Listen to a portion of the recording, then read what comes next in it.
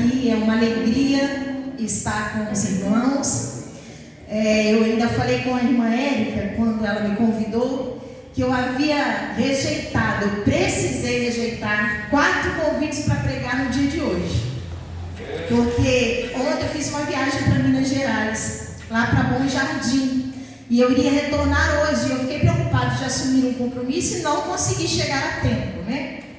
Mas quando ela me mandou mensagem, eu me senti, mas eu não consegui dizer não. E quando eu desliguei o telefone, eu falei: Senhor, eu preciso chegar a tempo. E eu preciso de uma palavra. E na mesma hora o Espírito Santo já me entregou a palavra. Só que aí depois ela falou: olha, nós temos um tema. O tema é a continuidade da festa das mulheres. Jesus, meu bem maior. Mas se a irmã quiser falar sobre outra coisa, que o Espírito Santo te dirigir, fica à vontade. Mas não é que o tema é o tema da mensagem que Deus me deu? Quando Deus faz, Ele faz por completo e Ele faz perfeito. Aí eu falei com meu esposo: nós vamos lá pregar em Minas Gerais, mas precisamos voltar no tempo. Ele disse: nós vamos voltar no mesmo dia, para dar certeza de que você estará aqui. Falei: glória a Deus por isso. Quero agradecer o convite, a confiança do pastor Luiz. Trago para o senhor e para o ministério um abraço do meu esposo, pastor André. Ele ainda não conseguiu vir comigo, né? Porque geralmente eu estou vindo pregar os domingos e aí fica mais difícil dele sair da igreja. Mas Deus preparará uma outra oportunidade para ele conhecer os irmãos aqui. E a partir da 3ª vez, pastor, eu não sou mais apresentado como visitante. Aí eu já vou ser da família. Amém? Vamos ler a palavra de Deus? Peço, irmãos, que fiquem de pé e abrem sua Bíblia no livro de Salmos, número 73. E quero pedir ao pastor Luiz que deixe sua Bíblia aberta depois em Números, capítulo 18, versículo 20. Isso, porque mais para frente vou pedir para o senhor me ajudar. Livro de Salmos, número 73. Deus vivo, aleluia. Oi, irmãos, como Deus fala comigo neste salmo. Aleluia. E a minha oração é que Ele também fale ao teu coração nessa noite. Diz assim: verdadeiramente bom é Deus para com Israel, para com os limpos de coração. Quanto a mim, os meus pés quase que se desviaram. Pouco faltou para que escorregassem os meus passos, pois eu tinha inveja dos soberbos ao ver a prosperidade dos ímpios. Porque não há apertos na sua morte, mas firme está a sua força. Não se acham em trabalhos como outra gente, nem são afligidos como outros homens. Pelo que a soberba os cerca como um colar, vestem-se de violência como de um adorno. Os olhos deles estão inchados de gordura, superabundam as imaginações do seu coração. São corrompidos e tratam maliciosamente de opressão. Falam arrogantemente. Erguem a sua boca contra os céus e a sua língua percorre a terra. Pelo que o seu povo volta aqui e as águas de copos cheios se lhes espremem. E dizem: como o sabe Deus? Ou há conhecimento no Altíssimo? Eis que estes são ímpios e todavia estão sempre em segurança, e se lhes aumentam as riquezas. Na verdade, que em vão tenho purificado o meu coração e lavado as minhas mãos na inocência, pois todo dia tenho sido afligido e castigado cada manhã. Amém. Os irmãos podem estar sentados. Fala, Senhor, fala comigo. Fala, Senhor, preciso tanto quando te ouvir. Fala, Senhor, do modo que quiser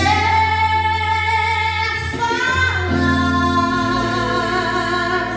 Fala, Senhor, estou aqui.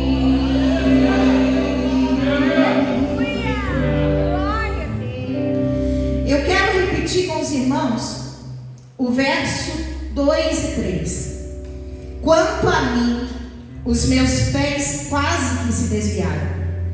Pouco faltou para que escorregassem os meus passos, pois eu tinha inveja dos soberbos ao ver a prosperidade dos ímpios.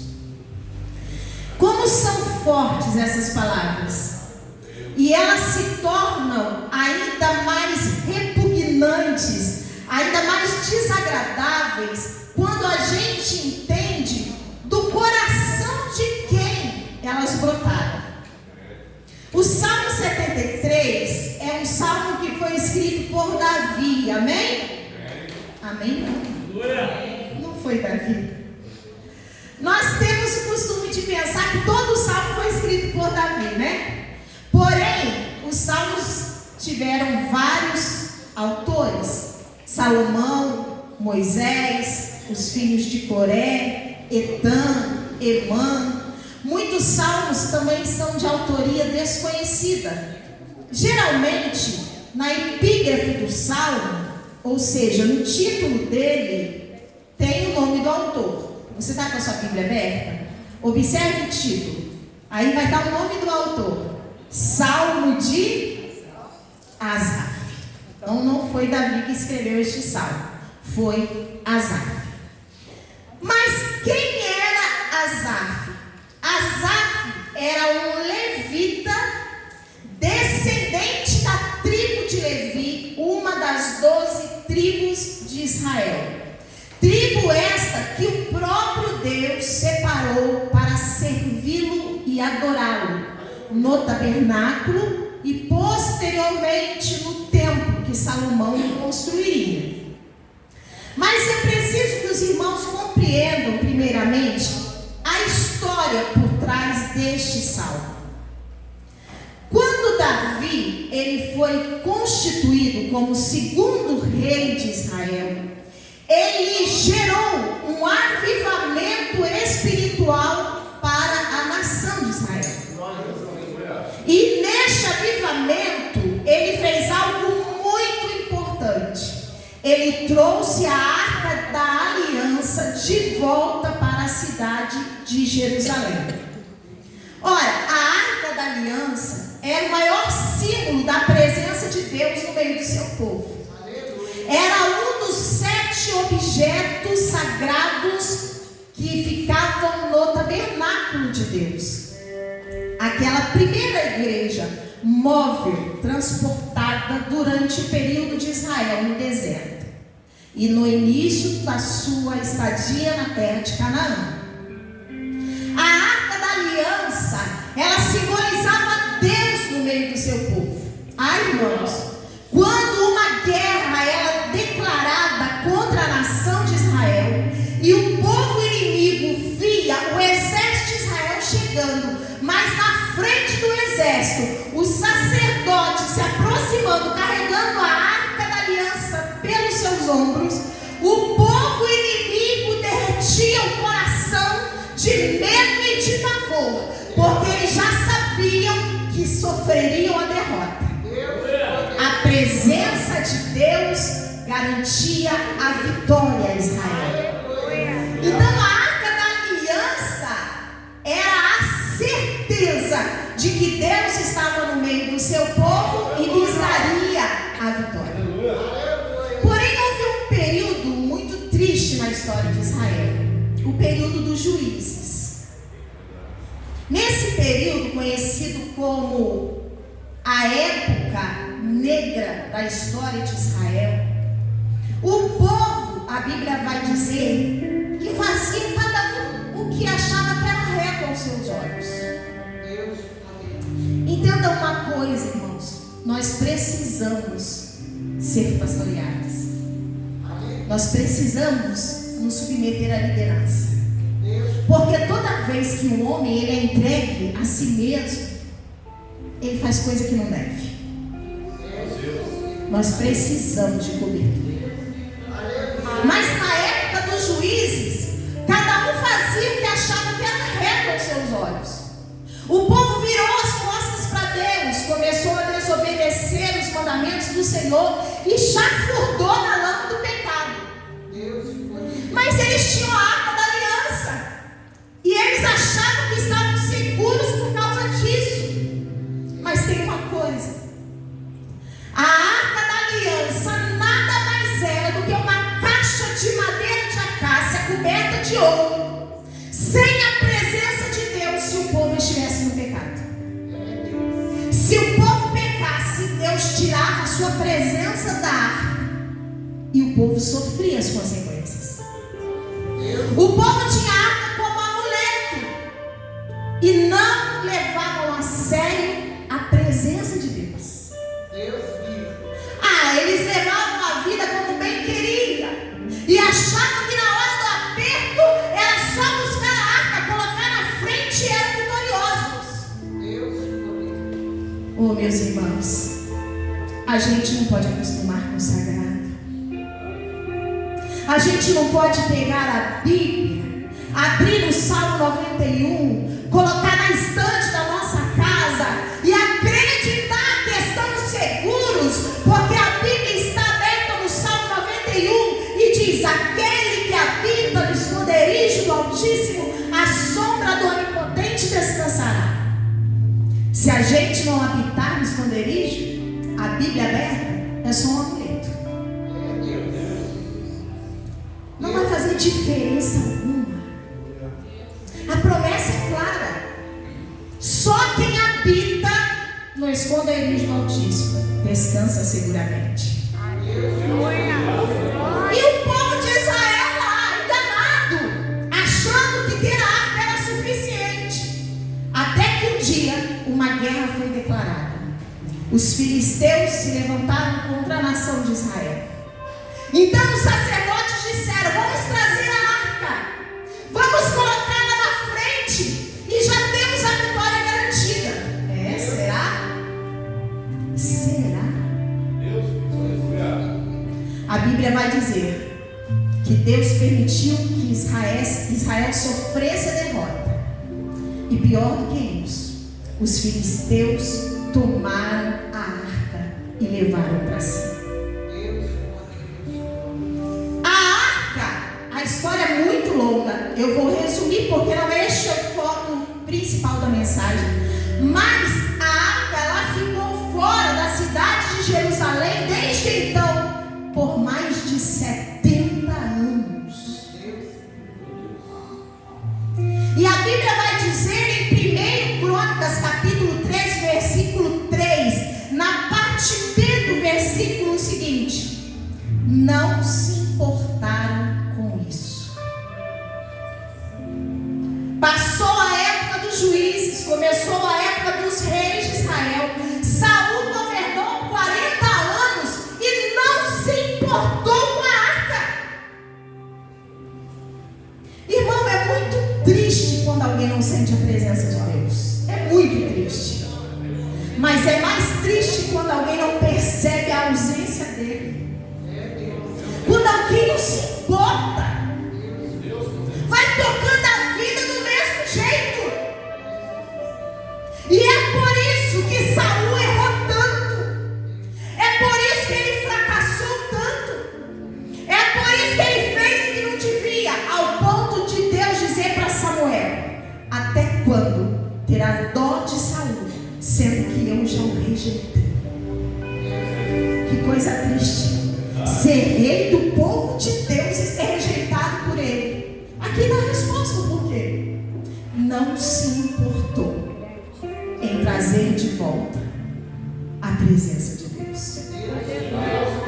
Mas quando Davi assume o reinado após a morte de Saul, uma das primeiras coisas que ele faz também está em 1 Crônicas 13:3. Davi vai dizer: vamos trazer de volta a arca do nosso Deus. Uma das primeiras coisas que ele sente falta. É como se ele dissesse: eu sou um bom guerreiro, mas sem a presença de Deus, eu não governo. É como se ele dissesse: eu tenho ouro e prata em abundância, mas sem a presença de Deus, eu não governo. É como se ele dissesse: eu sou rei, uso vestes reais, tenho trono, tenho cetro, tenho súditos, mas sem a presença de Deus, eu não governo. Não é à toa, irmãos, que o próprio Deus dá testemunho de Davi dizendo: achei Davi, filho de Jessé, um homem segundo o meu coração. Davi pecou feio, mas Davi, ele não abria mão da presença de Deus por nada. E quando ele foi confrontado por causa do seu pecado, a Bíblia diz que ele entra em desespero e ele faz uma das orações mais lindas da Bíblia: cria em mim, ó Deus, um novo coração. Não retires de mim o teu espírito e nem me lances fora da tua presença. Um homem apaixonado pela presença de Deus. Eu trouxe essa história até aqui porque é aqui que Asaf aparece. Quando Davi assume o trono e ele ordena que tragam a arca de volta para a cidade de Jerusalém e coloquem a arca dentro da tenda que ele havia preparado para ela. Mas não era qualquer pessoa que podia tocar na arca. Haviam leis rigorosas. Somente os sacerdotes da tribo de Levi podiam carregá-la nos ombros. Asaf não era sacerdote, ele era um levita. Levita preparava o local da adoração. Levita cantava, mas carregar a arca era dever e privilégio de sacerdote. Mas no meio dos cantores, Asaf se destaca. A Bíblia vai dizer que enquanto eles traziam a arca, Asaf adorava com muita força, com muita disposição. E aqui eu já aprendo uma grande lição com Asaf. Há pessoas que têm posição, outras que têm disposição. Ambas as coisas são importantes. Mas se você tiver que escolher uma delas, fique com a disposição. Porque o que Deus procura não é nome, não é cargo, não é título. O que Deus procura é um coração disposto a servi-lo e oferecer a Ele uma adoração sincera. Asaf era só mais um no meio dos levitas, mas ele adorava com disposição, com força, com graça, independente se era destaque ou não. Mais para frente, algum tempo depois, o rei Davi manda chamar Asaf. E agora sim, Davi vai dar a ele uma incumbência. Asaf se tornaria o regente do coral dos levitas. Ele seria o chefe regente dos adoradores de Deus. Que privilégio, né, pessoal? Mas, além de ser levita e regente do coral, a Bíblia vai dizer que Asaf era músico profissional. Ele tocava símbolos. Você sabe o que é símbolos? São tipo os pratos da bateria. Ele tocava 2 pratos um no outro. Era um instrumento de Asaf. E a Bíblia vai dizer que além de ser músico, ele era professor de música. Porque ele tinha cuidado de ensinar os outros a adorarem. Porque quando ele não adorasse mais, porque ele foi adorar no céu, outros o substituiriam. A Bíblia também vai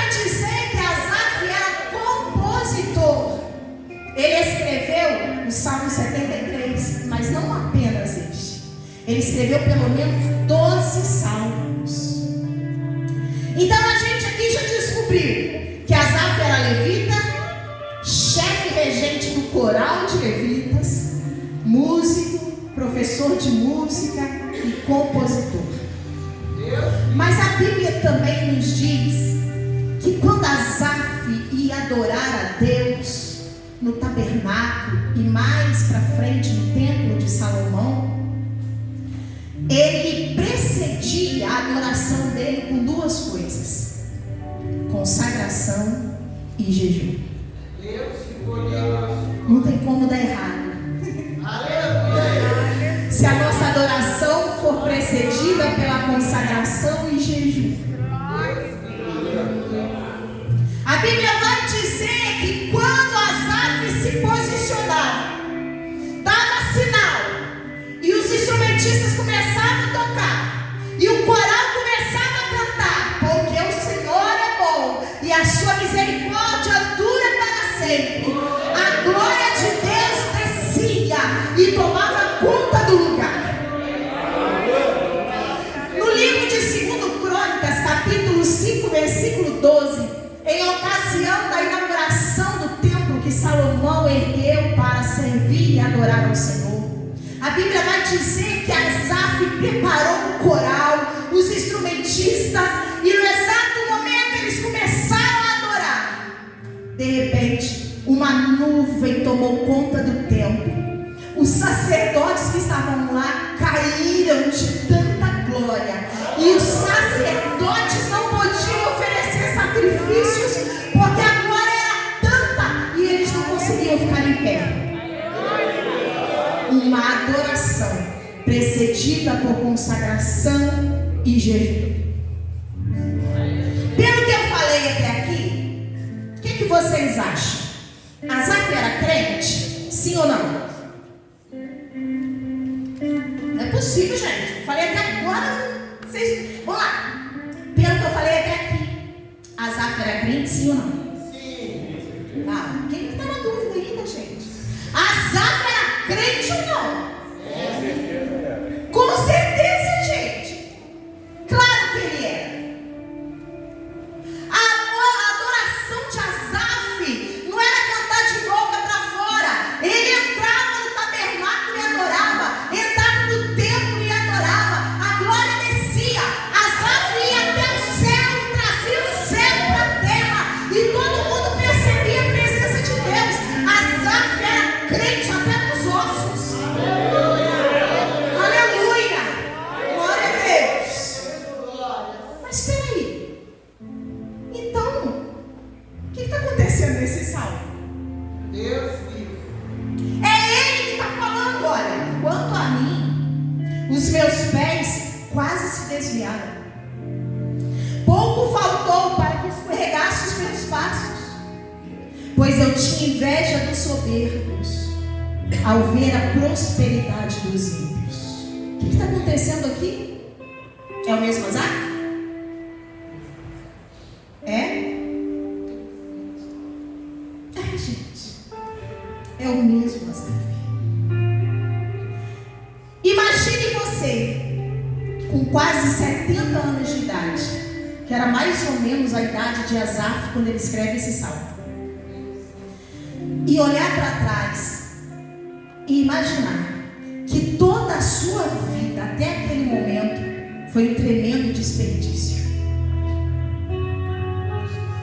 É essa a conclusão que Asaf chega. Deus vive. Porque ele vai cometer um erro muito grave. Ele vai tirar o foco do Senhor e vai abrir a janela da tentação e olhar por ela. E quando ele tira o foco da adoração e abre a janela, ele passa um terrível perigo. Porque ele agora vai passar a invejar os ímpios. Observe, ele não inveja pecadores, ele inveja ímpios. Tem uma grande diferença aqui. Um escritor disse que o justo é alguém que já está com um pé lá no céu. O pecador está no meio do caminho.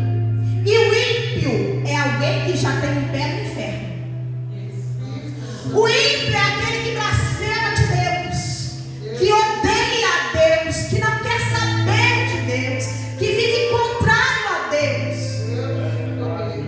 Agora, um levita, regente do coral, músico, compositor, alguém que trazia o céu para a terra, sentir inveja do ímpio.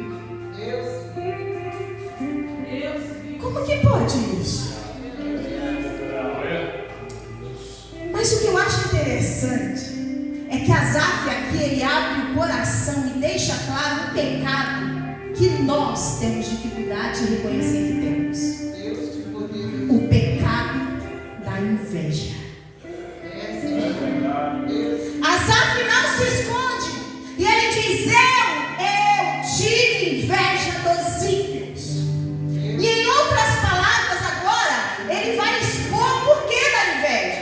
Eu vou trazer para a nossa linguagem.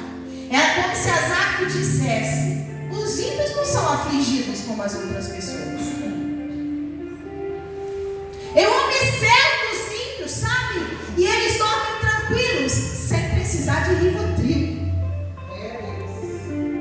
Os ímpios não se esforçam tanto e as suas riquezas só aumentam. E Asaf continua, e traduzindo para os dias de hoje, os ímpios só falam bobagens e são aclamados. Quanto mais pecam, mais famosos ficam.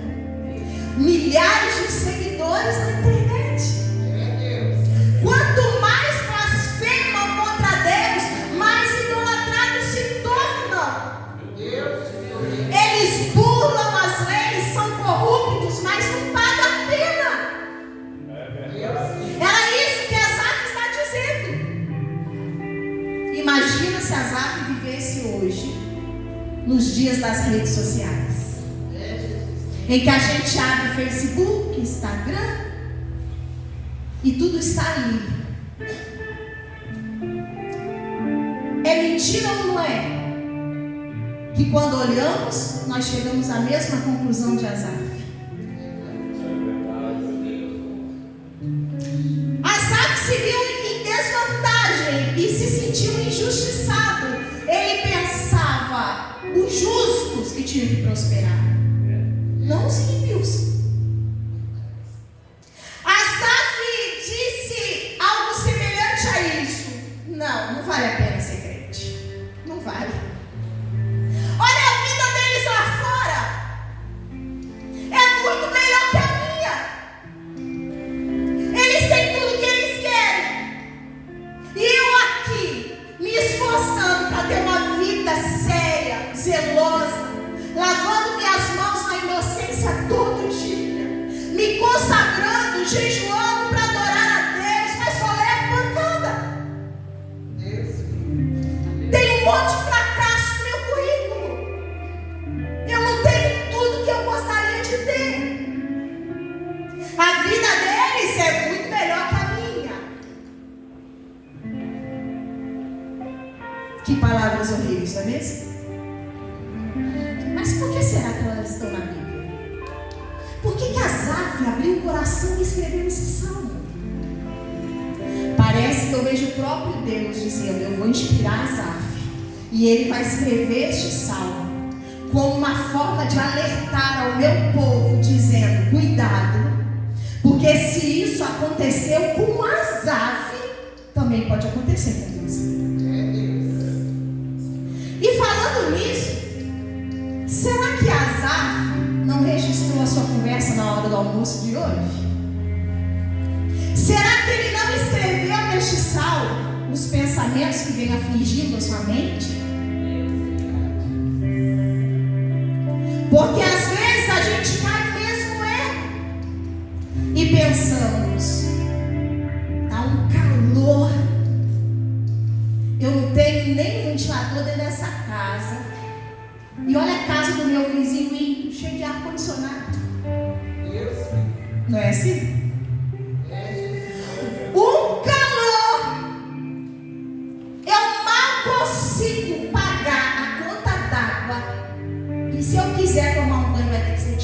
fogueira. E olha a casa do ímpio. Uma baita de uma piscina. Deus de poder, Deus de glória. Meu Deus, fala. Eu tendo que andar a pé, ou de bicicleta, ou de busão. Meu Deus. Mas o ímpio chega na concessionária e faz dume, tem. Você. Sem importar o valor do carro. É verdade, meu Deus. Hoje, meu esposo e eu temos uma Paraty. Nós compramos essa Paraty em financiamento de 48 vezes. Graças a Deus está pago. Mas a gente pensa, pessoas que servem a Deus chegam na concessionária, saca o dinheiro, sai de carrão zero, importado.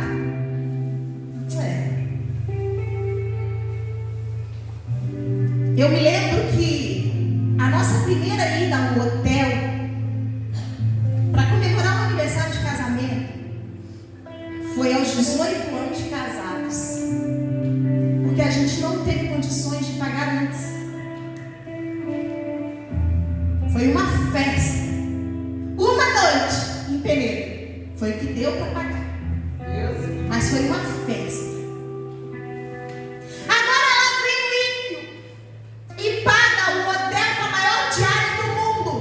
Que fica lá no Caribe. É um navio submarino de luxo. Sabe quanto que é a diária?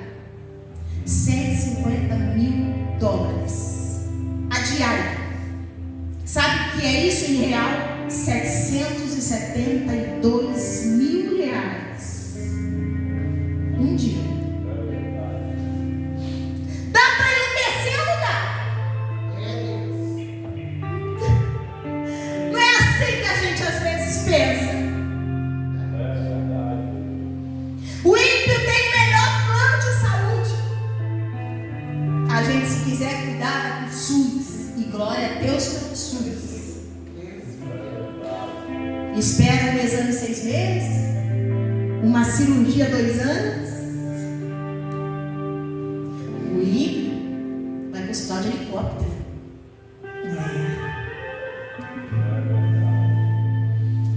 Eu me lembro que quando eu ganhei meu filho, tanto eu quanto ele quase morremos no 8º mês de gravidez. Eu fui submetida a uma trombose venosa profunda na perna esquerda. E os médicos iam amputar a minha perna. E disseram que a minha vida e a do meu filho eles já não garantiam. Porque o sangue parou de circular e não ia nem para mim nem para o meu filho. Só não fizeram isso porque a igreja entrou em oração. Hoje eu estou com a minha perna e o meu filho tem 27 anos. Mas eu me lembro que foi muito difícil. Eu fiz um tratamento por 8 anos. Nos 3 primeiros meses que eu dei luz ao meu filho, eu não pude ser mãe. Eu não pude amamentar, eu não pude ficar em pé para cuidar dele. E é claro que nessas horas a gente pensa, tanta mulher lá fora abortando criança, tantas mulheres ímpias tendo quantos filhos querem, jogando na lata de lixo. Por que isso comigo? Eu só pude ter um filho, não pude ter outros. Por quê? Por quê? O que adianta?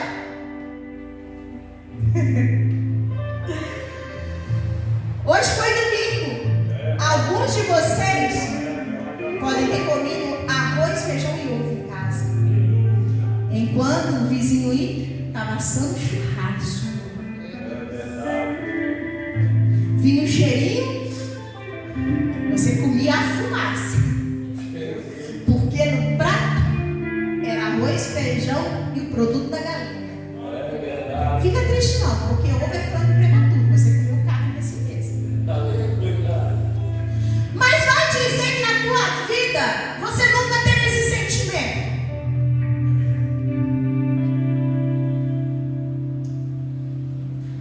Aí Satanás vem em nós, no nosso ouvido e sussurra. Adiantou alguma coisa? largar o mundo e vir para a igreja? Aí você pensa e diz, Continua falando. pensando bem, minha vida lá fora era muito melhor. O que eu estou fazendo aqui? Isso aconteceu com Asaf. E nós estamos sujeitos a passar pelas mesmas coisas. Mas por que Asaf chegou nesse ponto? É porque no dia que ele estava em trevas, que nós chamamos de dia mau, ele esqueceu do que Deus tinha prometido para ele no dia da luz. E isso é grande perigo. Muito cuidado com o dia mau, porque ele tem a força de apagar as promessas. Não permita que o dia mau te tire da visão daquilo que Deus prometeu para você. No dia mau, Asaf se esqueceu de uma promessa, e essa promessa mudaria tudo. Querem ver a promessa? Lê para mim, pastor Luiz, por favor, número 18:20. Aleluia. Aleluia. Disse também o Senhor a Arão: na sua terra possessarão, nenhum terás, e no meio deles nenhuma parte terás. Eu sou a tua parte e a tua herança no meio dos filhos de Israel. Eu sou a tua parte e a tua herança no meio dos filhos de Israel. pastor, agora com todo respeito, leia isso para o Senhor novamente, por favor. Disse também o Senhor a Arão: na tua terra possessarão, nenhuma terás, e no meio deles nenhuma parte terás. Eu sou a tua parte e a tua herança no meio dos filhos de Israel. Entendeu o que Deus te diz nessa noite? Entendeu, irmãos, o que Deus diz para nós essa noite? Deus fez uma promessa para a tribo de Levi: eu mesmo serei a parte de vocês e a herança. Irmãos, alguém precisa de mais alguma coisa quando se tem o próprio Deus como herança? Mas o salmo não encerra aqui. Glória a Deus por isso, porque o mesmo Asaf, amargurado, revoltado, triste, cheio de questionamentos, ele vai dizer que mesmo assim ele se armou e foi para o templo. Ele estava furioso, mas ele foi cumprir esse cargo. E uma coisa acontece quando a gente consegue chegar na igreja. A gente chega aqui arrebentado, cabisbaixo, nervoso, mas quando a gente pisa nesse local, a gente deixa a posição de acusador, de juiz, e entra na posição de adorador. Aí a história muda de figura.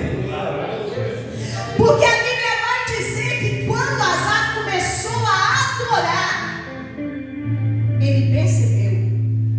E isso é palavra dele, tá? Tá aí no Salmo. Versículo 22. Ele diz: assim, embruteci e nada sabia. Era como um animal. Eu agi como um asnático. Sabe o que é asnático? Burro. Essa é a tradução mais literal de asnático. Asaf diz: como eu pude ser tão irracional desse jeito? Como eu pude questionar a Deus desse jeito? Como eu pude me rebaixar a tal ponto de sentir inveja daqueles que estão distantes de Deus? Se quando eu entro no templo, eu sinto que ninguém lá fora sente. E Deus mostrou para ele o seguinte: Asaf, os ímpios hoje, Asaf, eles têm saúde, mas um dia irão morrer. Quando eles morrerem, eles não poderão levar as riquezas, eles não poderão levar os seus bens, e eles atrairão para si o afastamento eterno da minha presença. Agora você, Asaf, você está comigo todo dia. A minha presença é sobre a tua vida, Asaf. E Asaf reconheceu aquilo, e ele vai fazer uma declaração linda a partir do verso 23. Leia comigo.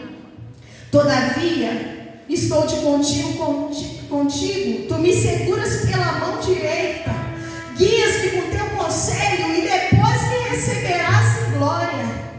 A quem tenho eu nos céus, senão a ti, e na terra não há quem eu deseje além de ti.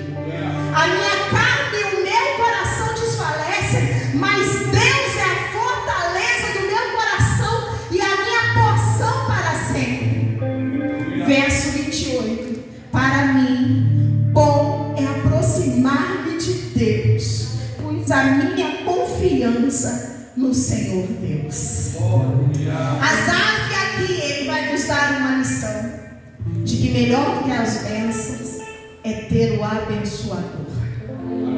Quando a gente tem Deus, a gente não tem tudo o que quer, mas Ele não deixa faltar o que a gente precisa. Quero concluir dizendo porque tem muitos crentes frustrados. É porque quando o culto acaba, eles deixam a presença de Deus aqui no templo, e quando chega lá fora, eles abrem a janela da tentação. O culto pode ter sido uma bênção e você ter louvado: tu és o meu bem maior, Jesus, eu não quero outro além de ti. Mas quando chega lá fora, você se descuida e abre a janela da tentação e começa a comparar as coisas dessa vida. Só que a Bíblia diz que quem espera em Deus somente nessa vida é o maior miserável dos homens, porque o que Deus tem para nós na glória é muito superior ao que está acontecendo aqui nessa terra. Precisamos fazer da nossa vida lá fora uma extensão da igreja. Fale para quem está do seu lado: chega de ser descontente. Está muito fraco? Chega de ser descontente. Entenda que ninguém aqui tem a vida dos sonhos. Ninguém aqui tem tudo que gostaria de ter. Mas a gente precisa deixar de olhar para as coisas que nos faltam e ser grato pelas coisas que temos. Certa vez, um casal de missionários que tinha uma filhinha perguntou para ela: filha, o que você quer ganhar no Natal? E ela disse: eu quero, pai, uma boneca. Uma boneca que fala, uma boneca que canta. Eu quero essa boneca, pai. Uma boneca grandona. E os pais, como missionários, não tinham muita condição financeira, e o presente que a garota escolheu era muito caro. E eles pensaram: vamos escrever uma carta para a igreja que nos enviou. De repente eles nos ajudam a comprar o presente. E assim a igreja prometeu que faria. Porém, no dia anterior ao Natal, chegou uma caixa grande na casa dos missionários e a menina ficou muito feliz. Quando deu meia-noite, a menina perguntou se podia abrir o presente, saiu rasgando o embrulho, abrindo a caixa, e quando ela abriu, para surpresa dela, não era uma boneca, era um par de muletas. Os correios erraram na hora de entregar. A menina se jogou no chão, começou a fazer birra, pirraça, chorar, e o pai disse: que isso, minha filha? Calma, pai. Olha só, eu esperava uma boneca, eu ganho um par de muletas, o senhor quer que eu fique calma? Sim, filha, você precisa ficar contente. Contente, pai? Eu ficaria contente com a boneca. Com um par de muletas, não dá, pai, não era isso que eu queria. O pai pegou a menina com toda a calma, colocou no seu colo e disse: deixa o papai te ensinar uma coisa. Toda vez que a vida te presentear com algo que você não gostaria, procure extrair disso algo em que você possa agradecer a Deus. Ela falou: pai, tudo bem, mas o que tem para eu agradecer a Deus num par de muletas? O pai olhou para ela e disse: pelo simples fato, minha filha, de você não precisar usá-las. que nessa noite a nossa mente seja aguçada e que a gente aprenda com Asaf a entender que não há nada melhor nesse mundo do que a presença de Deus. Pode nos faltar coisas, pessoas, amigos, mas que não nos falte Deus. Porque Deus, Ele supre a ausência de qualquer outra coisa. Agora nenhuma outra coisa supre a ausência de Deus. Lembre-se dessa noite, pensamentos assim vêm à nossa mente, mas quando vierem, diga em voz alta: eu tenho o Senhor, e isso me é suficiente. Vou adorar Deus no hino e já volto a palavra para o pastor. Pode soltar para mim, por favor.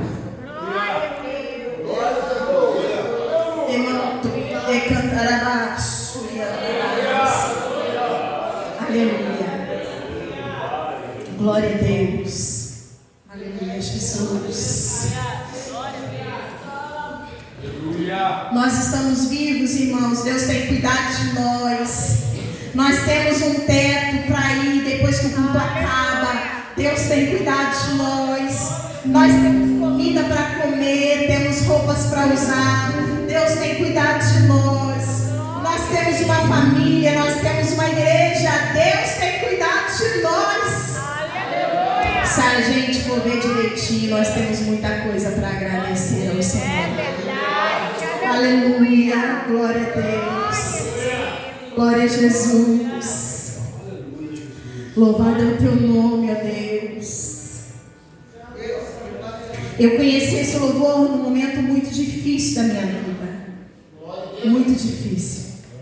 E como ele fala comigo. Aleluia. Glória a Deus. Glória a Jesus. Enquanto eu adoro o Senhor com esse hino, vai pensando aí o que você pode agradecer a Deus essa noite. De repente você ficou aqui cabisbaixo, né? Com a mesma síndrome de Asaf. Nessa noite o Senhor nos encontra e diz: eu sou o suficiente. Aleluia. Pode voltar, por favor.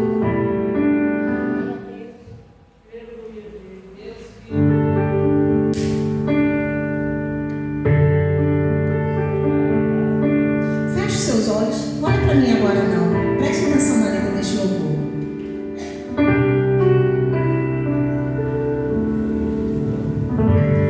Amigos se esqueceram de mim. Chorei, mas percebi. Dá pra viver. Já vi o alimento faltar e posso afirmar. Dá pra viver. Eu vi a porta não se abrir, doeu, mas percebi. Dá pra viver. Eu sei que tudo isso é importante.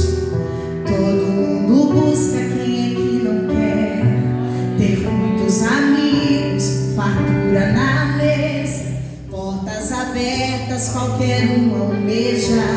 Eu sei que é essencial, mas se me faltar consigo suportar.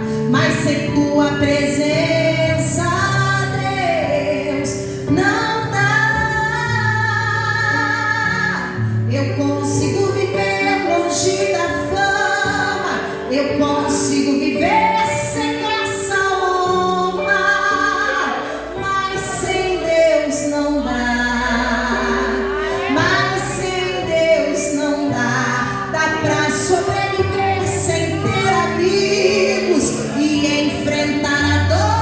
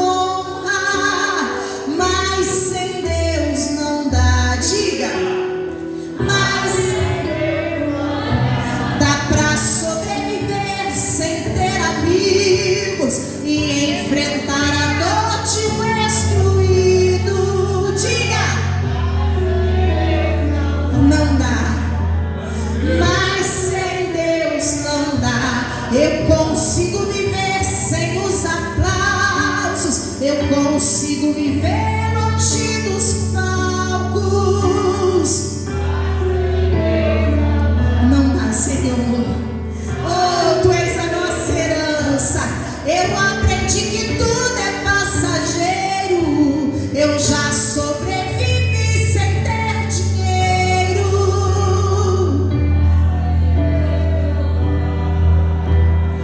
mas sem Deus não dá, não dá.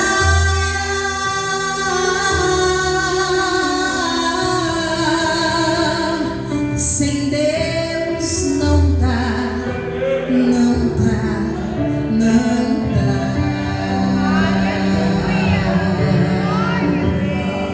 Agradeço a oportunidade em nome de Jesus.